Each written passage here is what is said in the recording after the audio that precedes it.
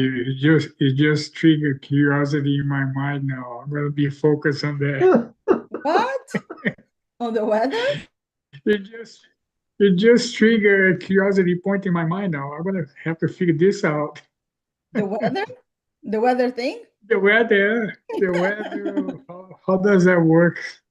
I know. Let's stay focused because it's been a couple of years that I think about that now, and the answer never came. So focusing here for now. Okay, Mark, we should be ready. Well, welcome everyone to Sunday service with Bezerra Spiritual Healing. We begin every Sunday service with a prayer, and today Charles will lead us in that prayer.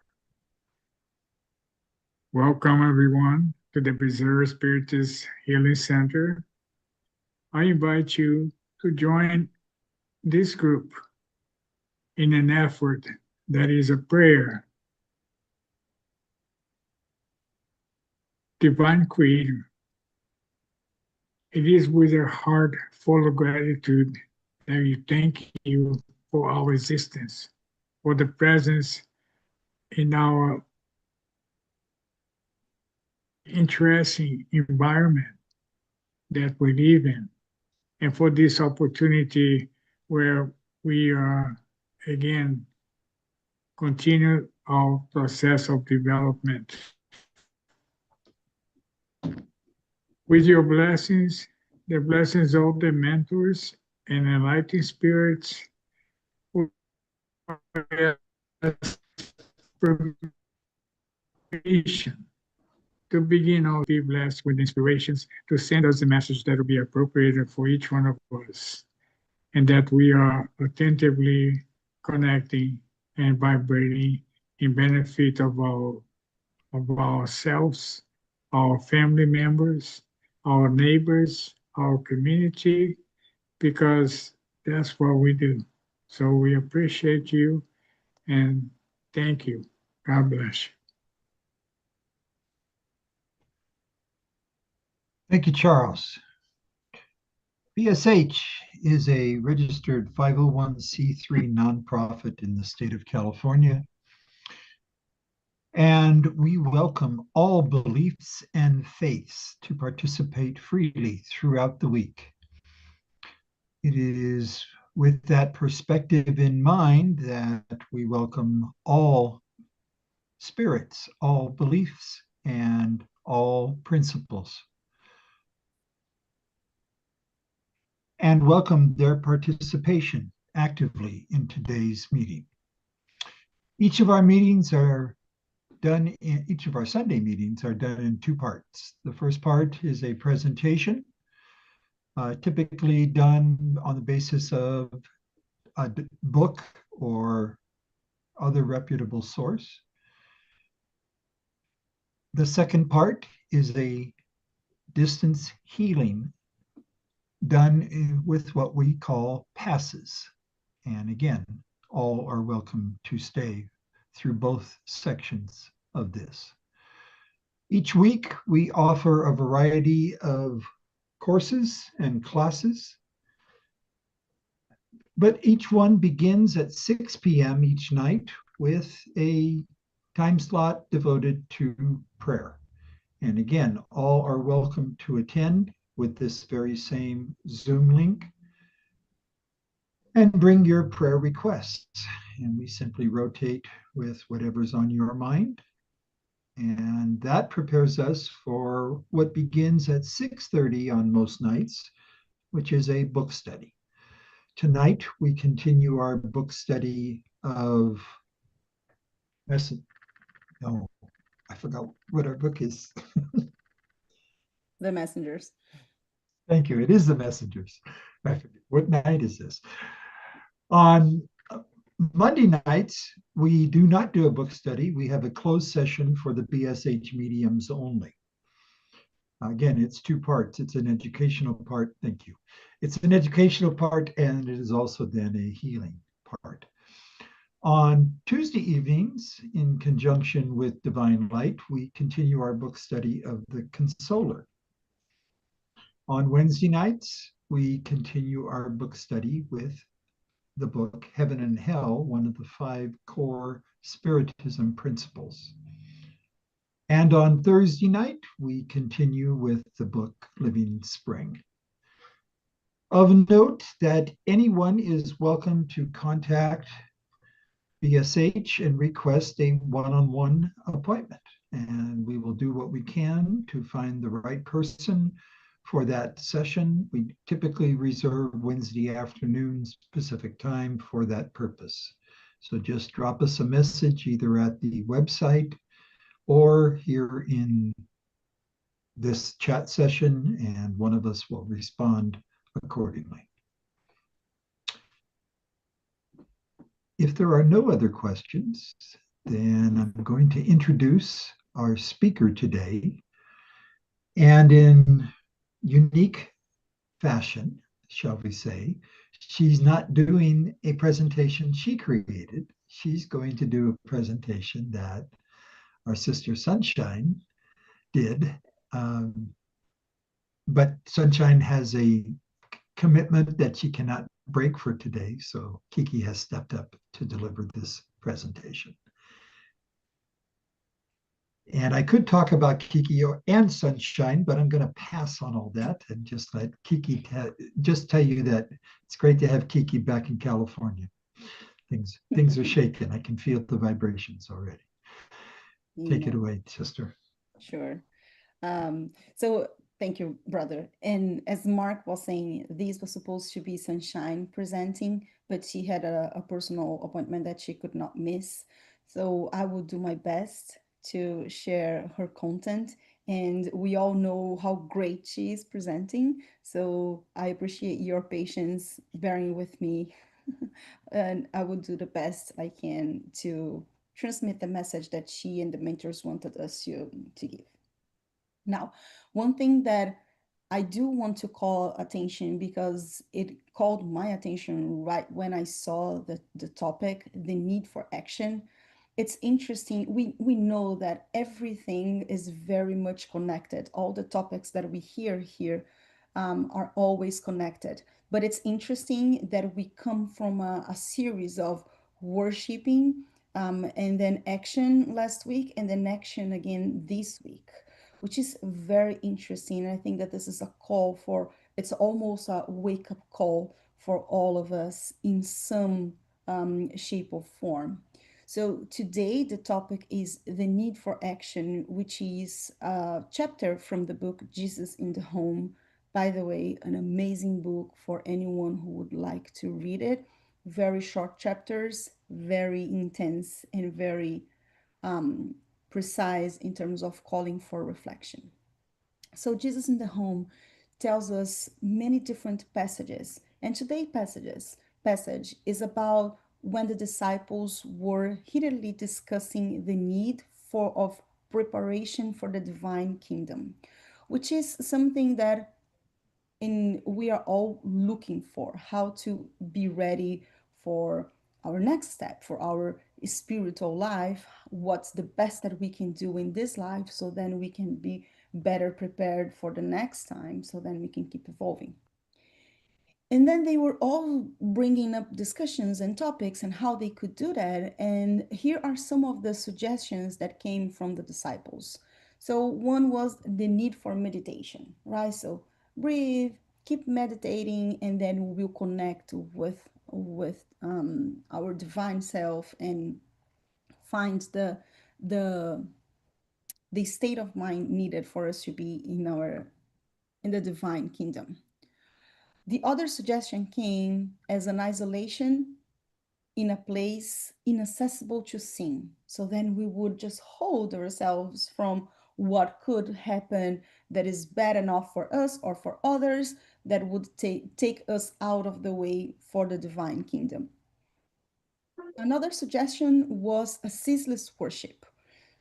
Just get down on our knees and talk to God all the time and keep worshiping until it's time for us to really go. This is another suggestion from the disciple. And the other suggestion was abandonment of professions to change endless to charge endless hosannas to God.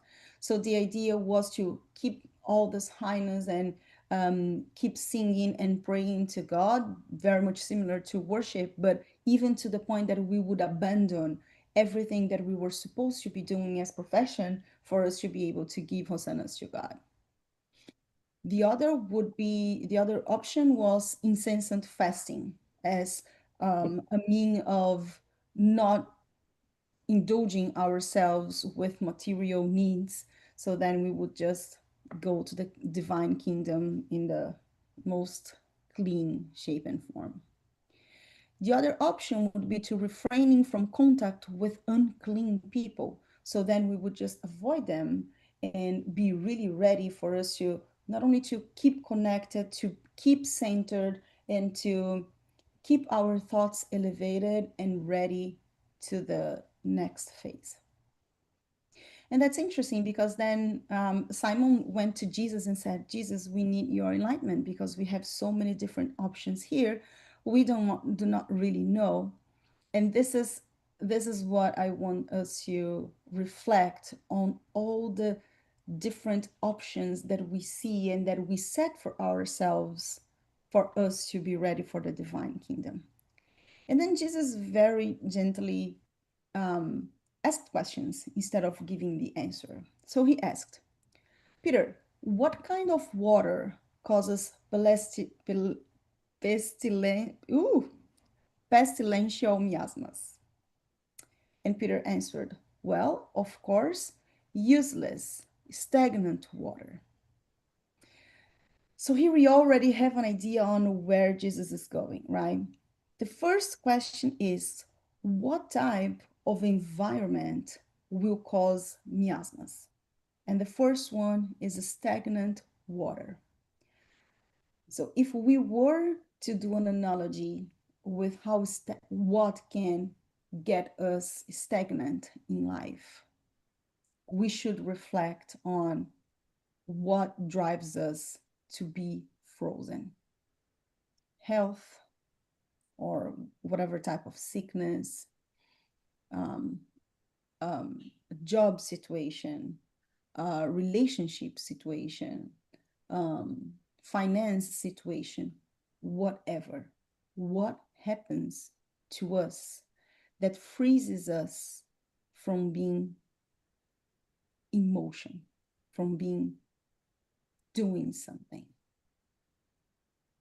So this is the first example. We just see all the mold, all the green that we have then in the water. So stagnant water was the first example. Then Jesus continues. James, what kind of fish floats motionless on the waves? James answered, a dead fish, Lord. So again, if we were to create an analogy of life, we are being in the ocean. And if there are no waves, that will interfere with others who rely on the waves to live. And again, by doing an analogy of those waves, we have many different waves in our life, right? Like all of them have their purpose. A violent wave, a soft wave, the one that pulls us strongly into the deep, or the one that pushes us and forces us up front. And all those movements are like our life, just pushing and pulling us everywhere. And sometimes we just feel like that is too much, but at the end of the day, that is exactly the environment needed for us to be able to survive, to evolve, and to support others who rely on that movement to survive. He didn't stop there. Oops. Maybe my slide stopped. There you go. Jesus asked, Bartholomew, what kind of land is filled with briars that prevent the sowing of a crop? And Bartholomew answered, indisputably, it is good soil that has been neglected, because dry, rocky soil is nearly always unproductive. So if we look at ourselves, it is good soil that has been neglected. If we think about ourselves as good soils, if we neglect our skills, if we neglect the ability of truly do something, and when I say do something, it's, as our brother Tony says, it's get out of our comfort zone and really do something about someone that is in need. This is when we get a dry soil, a rocky soil that will then become unproductive. So thinking about our skills and how we can support, that's a good analogy of our life. And I think it's interesting how Jesus was taking all the disciples to think about all the different ways that, again, we get frozen, we get stagnant facing a situation in life. So the example that he gave to Bartholomew. Then Jesus continues, Thaddeus, what kind of tunic becomes a nest of destructive moths? Tadeu answered, one that is never worn. So doing an analogy, again, to our life,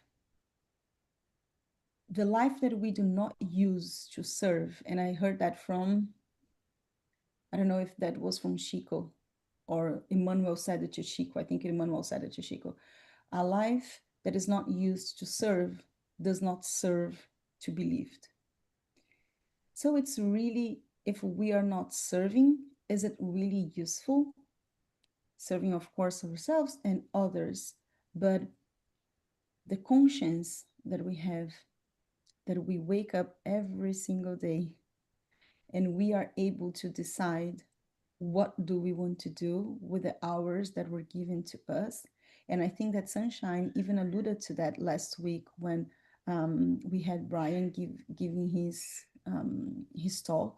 She even mentioned how many hours we have in a day, in a week, how many awake hours we have, and how much of that we are dedicating to do the good, actively do the good.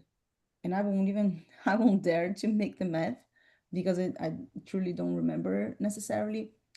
But how much of that are we giving? 1 hour a week, 2 hours a week? Can we give just a little more?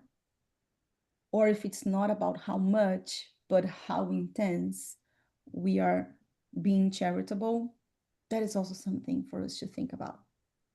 So the tunic that is never worn is also used for destructive moths. Judas, what happens to the buried talent? It is wasted because it is useless, Lord. And I think that this has a lot to do, of course, with all the material assets that we keep just stacking on our life day by day.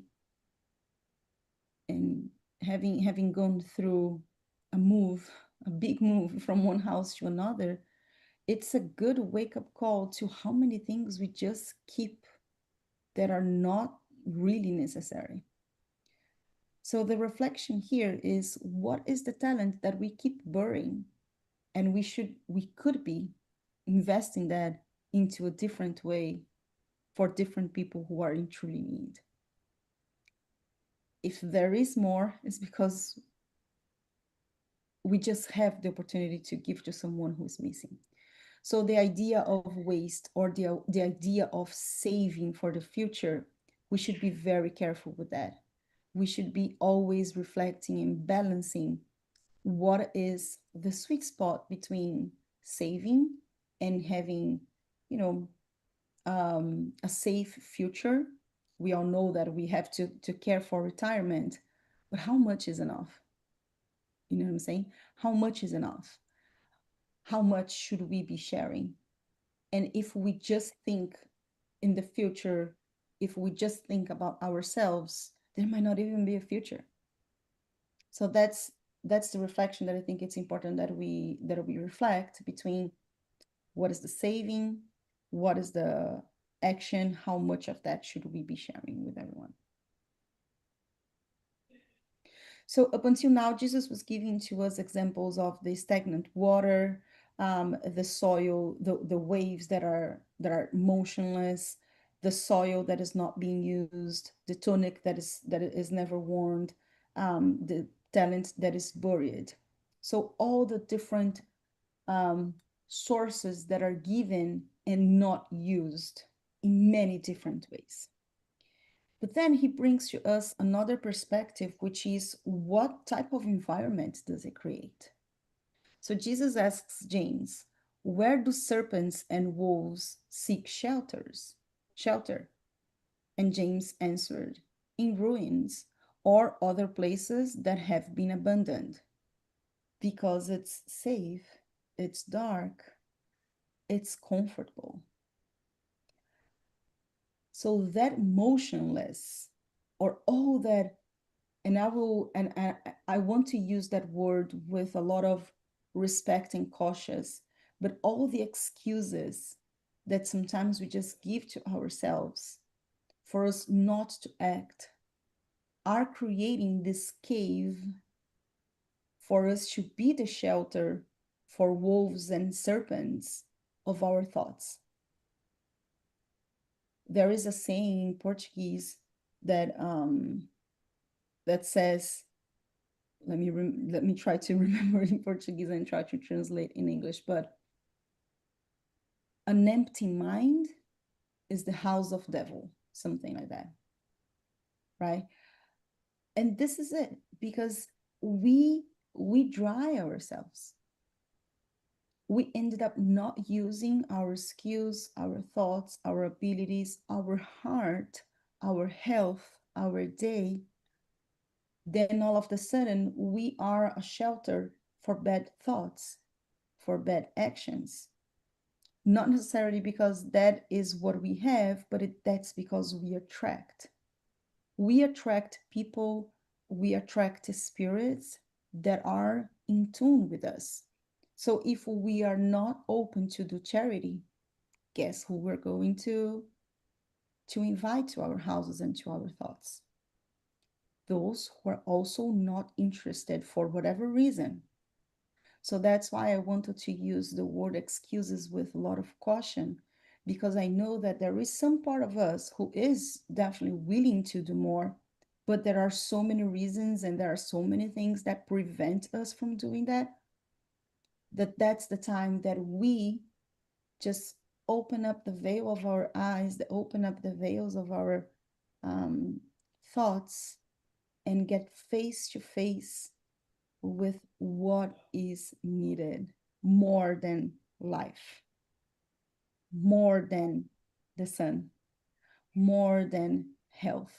What else do we want for us to be able to give, to share, to multiplicate? What else?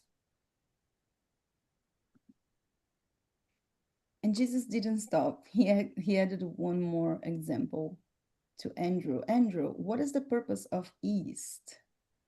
And Andrew answered, the mission of East is to give life to the loaf. Isn't that interesting? Are we the East in life?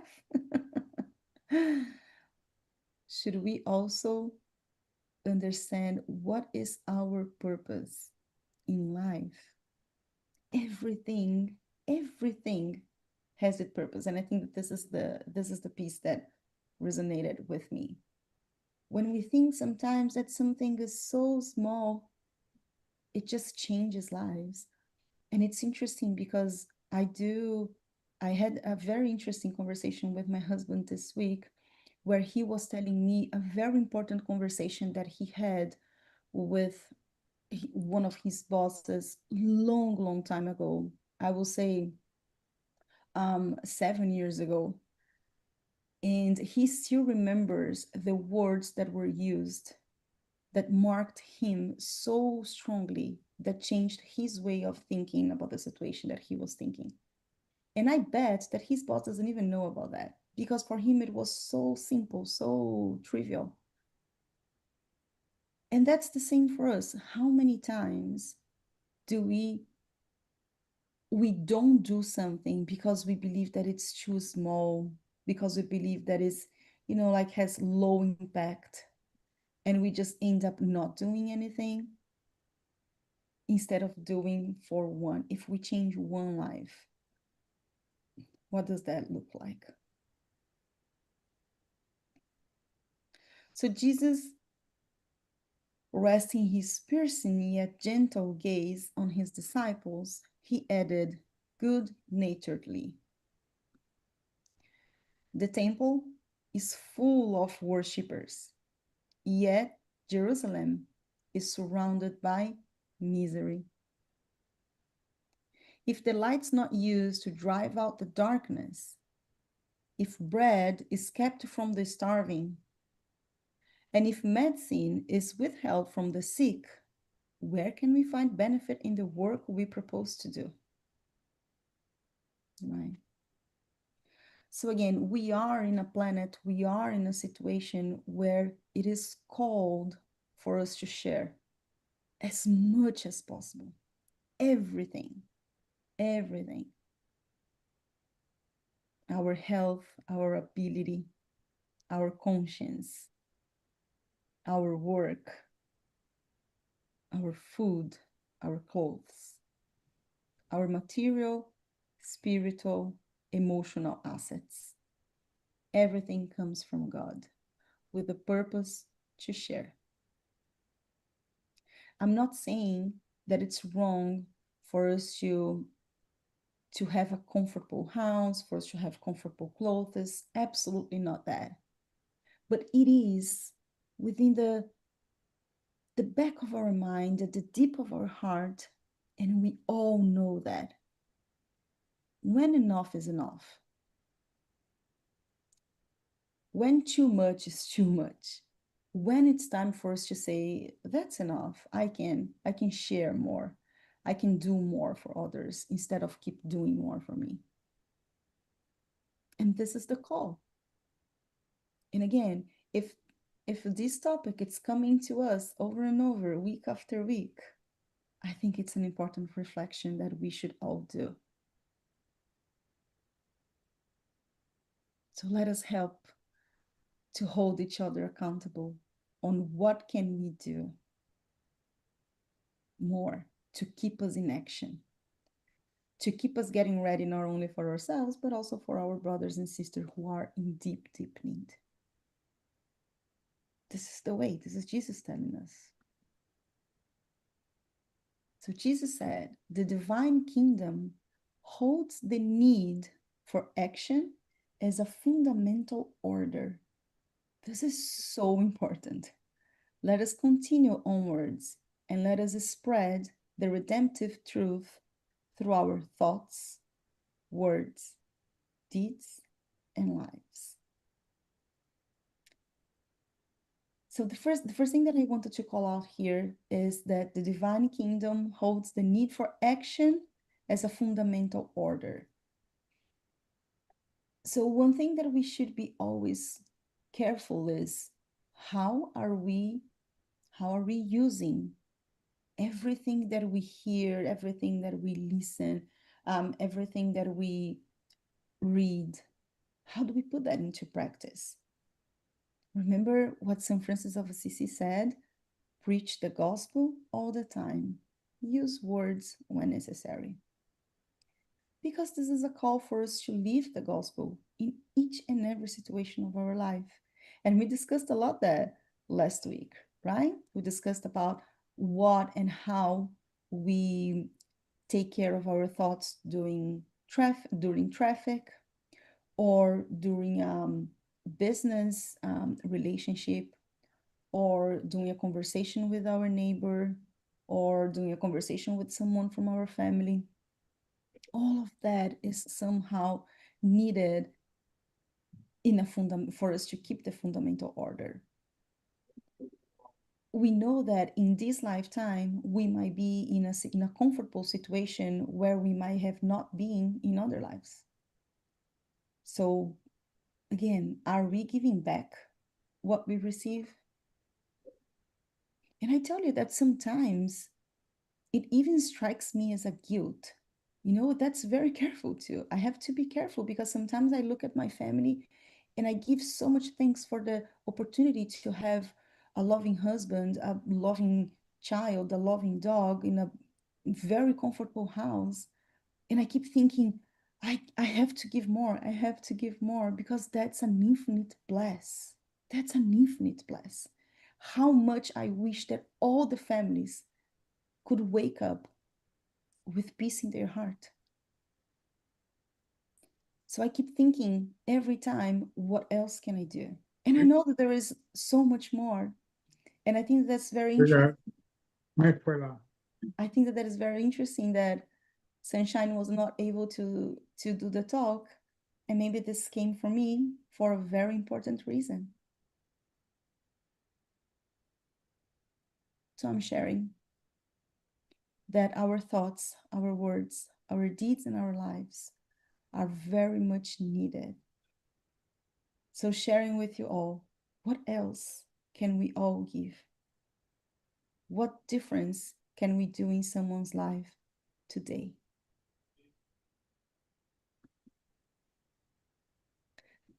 Jesus said that the light of the sun comes down each and every day to drive darkness from the earth. The ministry of the good news is nothing more than that.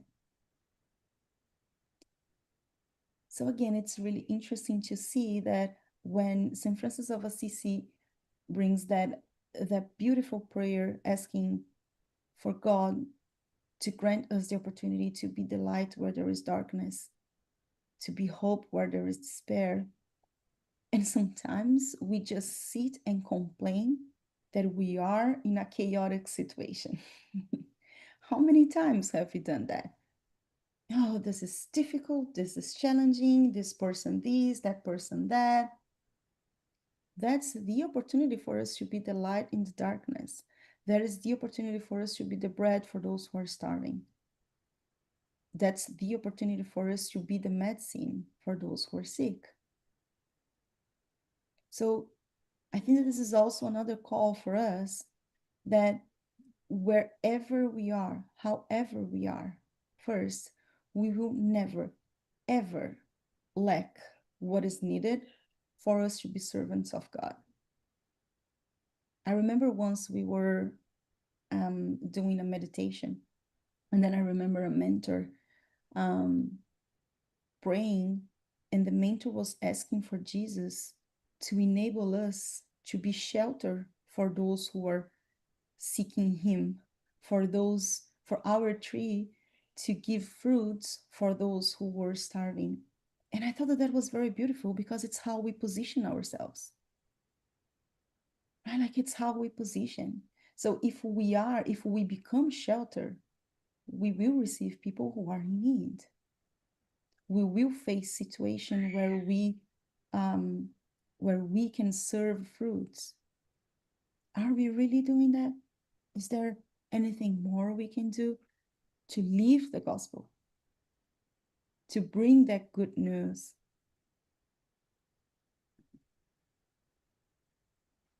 And then Jesus finishes by saying something really beautiful.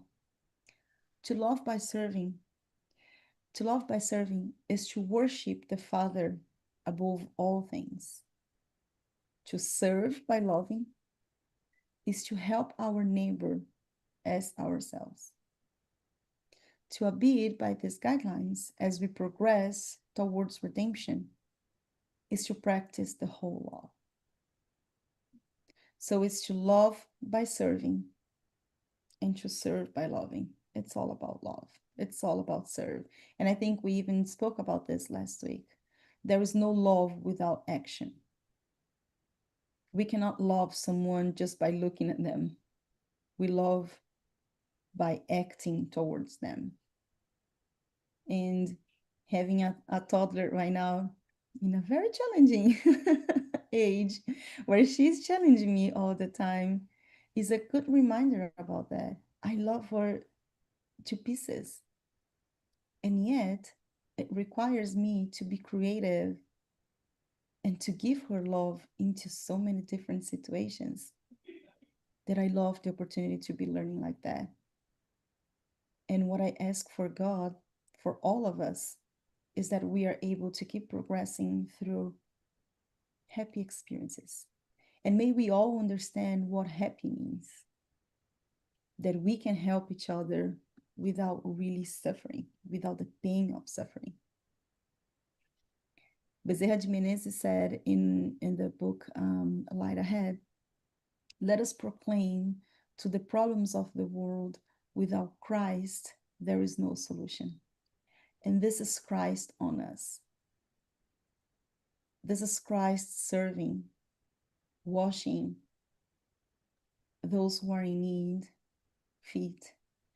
And I just remembered about another meditation, one of the daily prayers when I was able to join daily. I remember one of the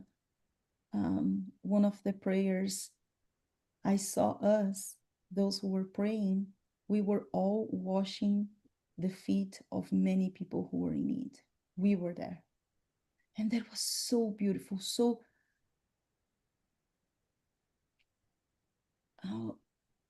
not refreshing, empowering in a sense of we are humble. We are doing what we were supposed to just by being there praying. So it all finishes with this quote from the gospel. As Christ said, perfection is found entirely in the practice of absolute charity. So I hope that the message has sparkled on us reflections on different ways that we can be charitable, calling us the attention to what is in abundance on us, on our life, that can and should be shared. In which ways? So before I open up for us to discuss, I just wanted us to give ourselves 1 minute, just 1 minute, for you to ask the question to yourself and listen to your answer. Think about the abundance that you have in your life today. And I'm sure we all do. Think about that abundance. And let us think, how else can we share that? Think about it just a little bit.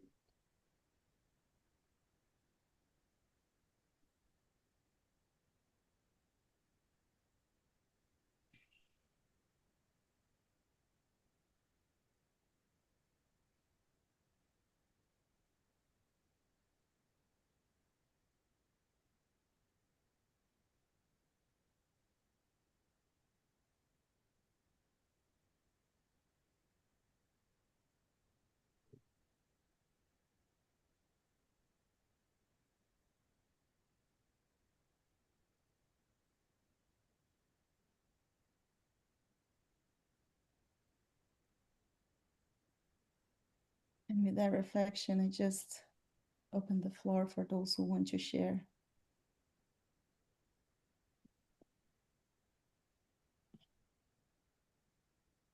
That topic of abundance, I would simply say what it used to mean to me and what it means to me today are two completely different things. You know, my gratitude every day is not about materiality. It's all these other things that are abundantly clear.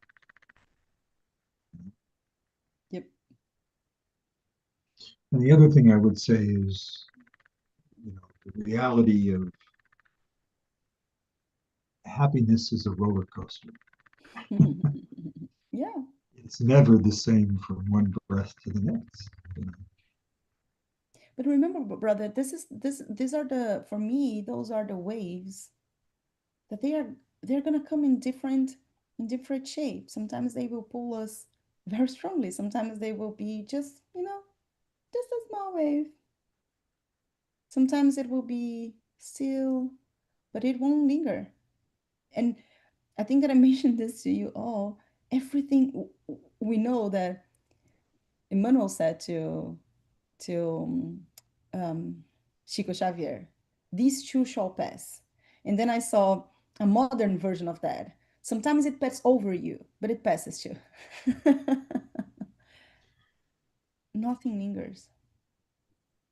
On our in-person meeting, I think it was this past Thursday, that we were talking about talents and how important it was to not judge people where they are. But when you mentioned about this abundance, it put me in the mind of, even if you don't have something material to give to a person, you have a smile, you have a kind word, you have great thoughts, or something you can lend to a person.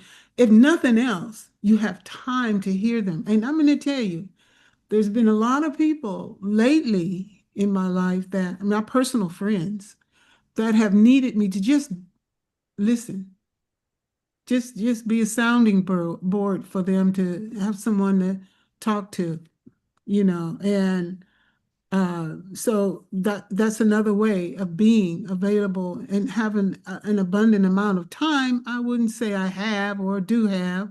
I ain't telling. But just being there for another human being is Yeah. really important. Yeah.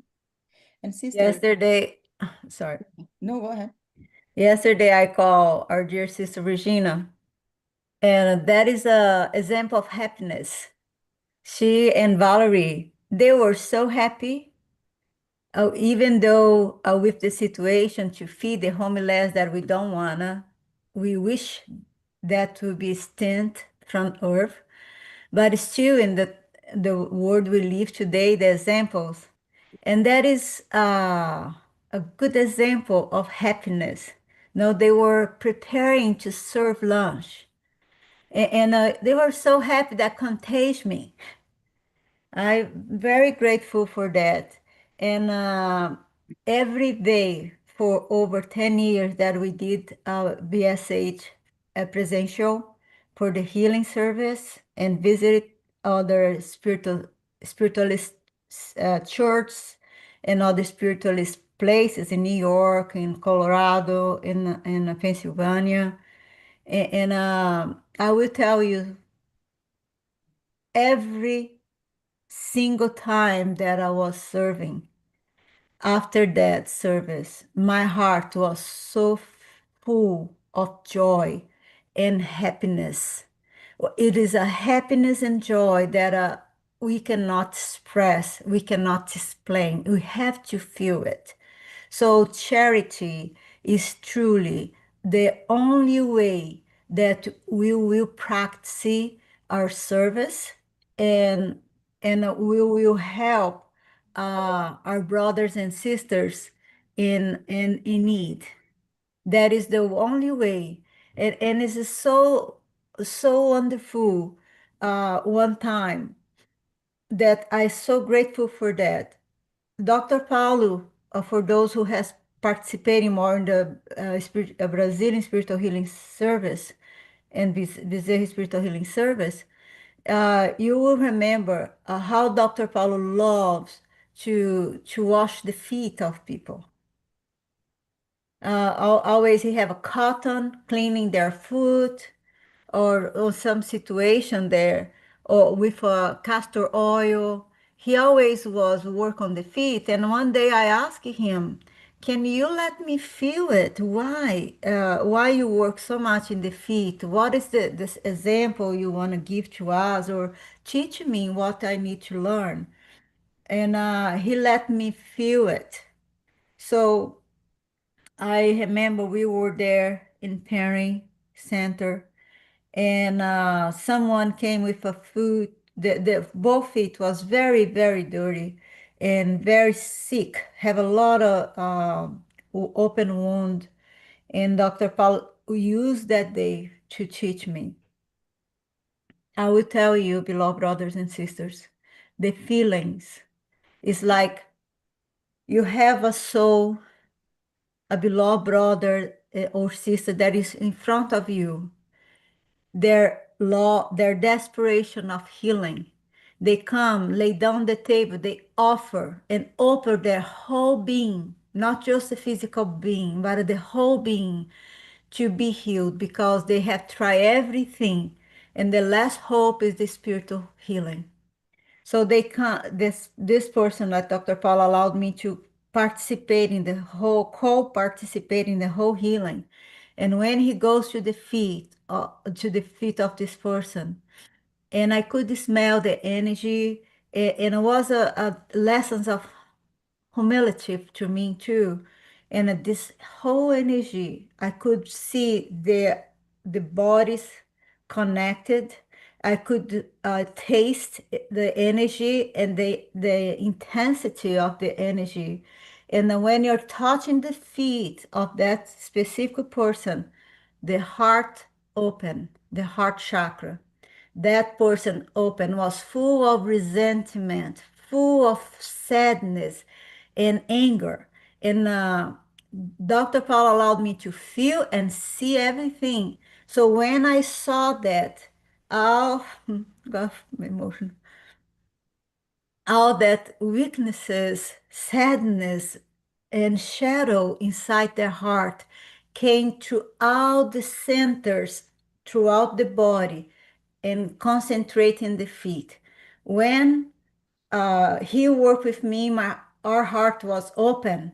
All that energy was completely removed from that. And Dr. Paulo said, by the grace of our Lord Jesus Christ, if he allowed, he will be healed today.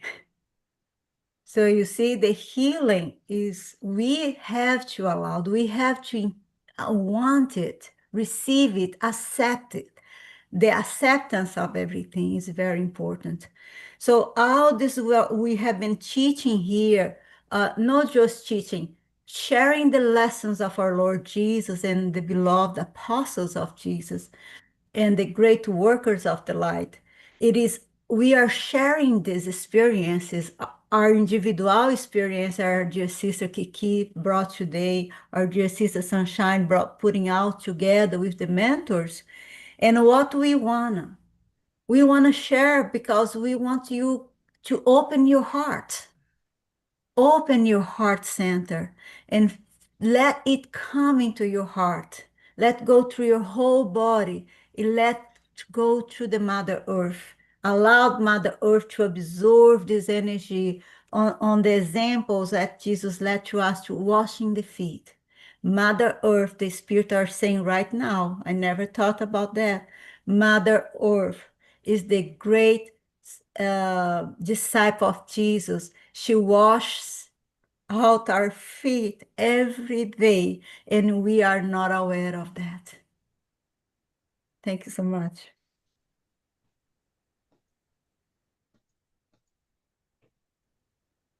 Wow, that was a mouthful.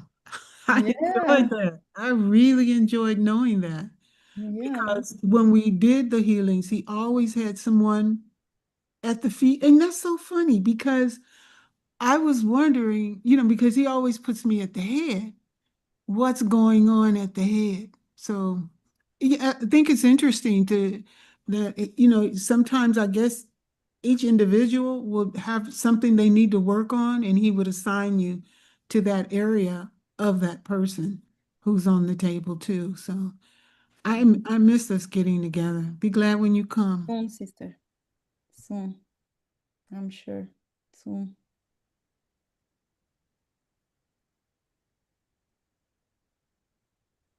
We are planning a trip to California, maybe for Thanksgiving. for Christmas, and I will see if we can stand, Greg and I, imagine, and we can have a day of healing there. Please do it. If it's Yeah. Thanksgiving, you can stay at home at my house. Yeah. Thank If you. not, my parents will be here. Thank you. All right. Any other thoughts? Any other comments? Sharing? Builds? Sure, I cannot go without saying it because this is a very powerful presentation. Appreciate that, Kiki, and thank you, Sunshine, for really inspiring this topic. Listen to all the points that this presentation brings. It comes down to one situation, which is everything is emotion. Even when you are still, you are creating some kind of action, some kind of a reaction. So it's amazing because we can translate this like to our thoughts, to our words, to our deeds, and to our lives. Even if we don't say nothing, we are making a contribution to the whole world. I think it was Mother Teresa that always said that even when she was in bed, convalescent, but she was praying. And that was what this message it brings about, is to bring that everything that we do matters. That's why they're saying that to think is to create, and thoughts are things. And to think in alignment with the divine mind, that's our goal. That's where we want to be co-creators. And that's why we make all this movement of evolution. So that's why we're evolving. So in evolution, some would think about, well, it's a movement in a linear direction. I got to move forward. So that's evolution. But in reality, we are being attracted to evolve, to lift up. So, like the sun irradiates all this life throughout the planets in our solar system, but is bringing up all this energy. So, because that we are destined to move, to grow. And I think that's the major lesson. For example, when you use the example of washing your feet, to me is when Jesus poured water on the feet is a symbolic gesture that the energy of the water symbolically washes the feet, which is the instrument that makes us walk and move. So if we're being clean and our feet is honored that way, that means that we are always in movement towards the upper self, which is the evolution. You are evolving our minds. So I think there's a lot of beautiful insights based on this presentation, and I appreciate all that. So thank you. Thank you very much.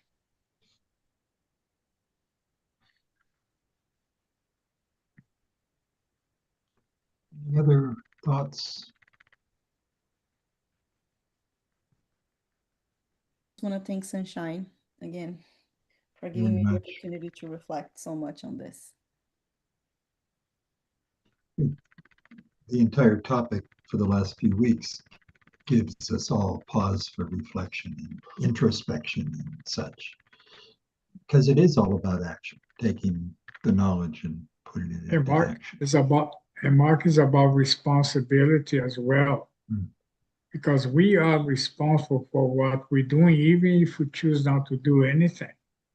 We are still contributing. So it's about responsibility for helping others or helping ourselves to evolve. Yeah, you reminded me in the Spirits book, and that's the last comment, Mark. In the Spirits book, there is a question that says that we are responsible for the good that we do and for the good that we choose not to do. So, yep. Very good. Oh my God. Okay, let's take two or